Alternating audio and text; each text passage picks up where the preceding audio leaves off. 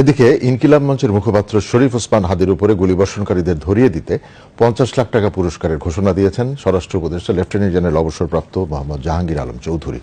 তিনি আজ সচিবালয়ে আইনশৃঙ্খলা সংক্রান্ত কোর কমিটির সভা শেষে ব্রিফিংকালে এ ঘোষণা দেন। এ সময় প্রধান উপদেষ্টার বিশেষ সহকারী মোহাম্মদ খোদাবক্স চৌধুরী এবং স্বরাষ্ট্র মন্ত্রণালয়ের সিনিয়র সচিব নাসিমুল গনি সহ বিভিন্ন আইনশৃঙ্খলা বাহিনীর প্রধানগণ উপস্থিত ছিলেন। বিস্তারিত দেখুন শেখ আলীর রিপোর্টে। আসন্ন জাতীয় সংসদ নির্বাচনের তফসিল ঘোষণার পর গতকাল শুক্রবার বাদ জুম্মা রাজধানীর বিজয়নগর বক্স কালভার্ট রোডে সন্ত্রাসের গুলিতে আহত হন ইনকিলাব মঞ্চের আহ্বায়ক শরীফ ওসমান বিন হাদি। আশঙ্কাজনক অবস্থায় তাঁকে নেওয়া হয় ঢাকা মেডিকেল কলেজ হাসপাতালে।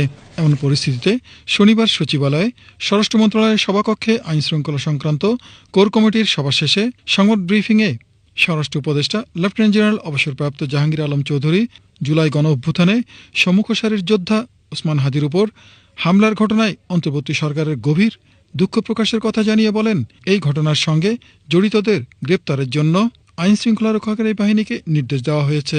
বর্তমানে অন্তর্বর্তী সরকার জুলাই গণ অভ্যুত্থানে সম্মুখ সারি যোদ্ধাদের নিরাপত্তা নিশ্চিতে বদ্ধপরিকর।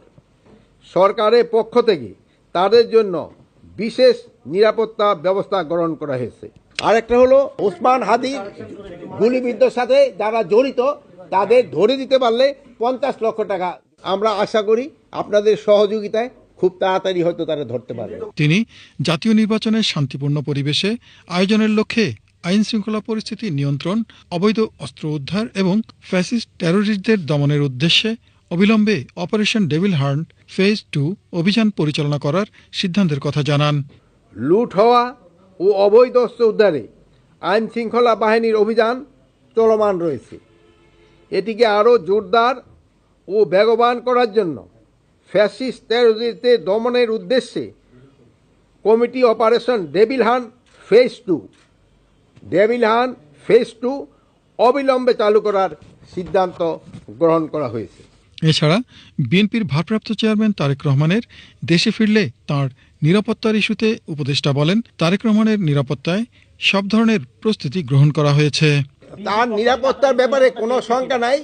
তার নিরাপত্তার ব্যাপারে যত ধরনের প্রস্তুতি আমরা নিব এবং তার নিরাপত্তা আমরা দিব। এর আগে শনিবার সকালে রাজধানীর রাজারবাগে অবসরপ্রাপ্ত পুলিশ কর্মকর্তা কল্যাণ সমিতির বার্ষিক সাধারণ সভা শেষে সাংবাদিকদের সঙ্গে আলাপকালে ডিএমপির কমিশনার শেখ মোহাম্মদ সাজ্জাদ আলী বলেন, ইনকিলাব মঞ্চের মুখপাত্র শরীফ ওসমান হাদিকে গুলি করা একজনকে শনাক্ত করা হয়েছে। শীঘ্রই তাকে আইনের আওতায় নিয়ে আসা হবে। আমরা প্রাইম টার্গেটকে খুঁজতেছি এবং আপনারা বাই দিস টাইম নামও জেনে গেছেন, আমরা মিডিয়াতেও দিয়ে দিছি। এখনো ২৪ ঘন্টা পার হয় নাই, হোপফুলি আমরা এটা হিট করতে পারবো। প্রেস রিলিজ দিছি, আমরা তাকে খুঁজতেছি, জনগণের সহযোগিতা চাইছি, হোপফুলি আমরা এটা ডিটেক্ট করে ফেলাবো ইনশাআল্লাহ। Sheikh Ali, BTV news.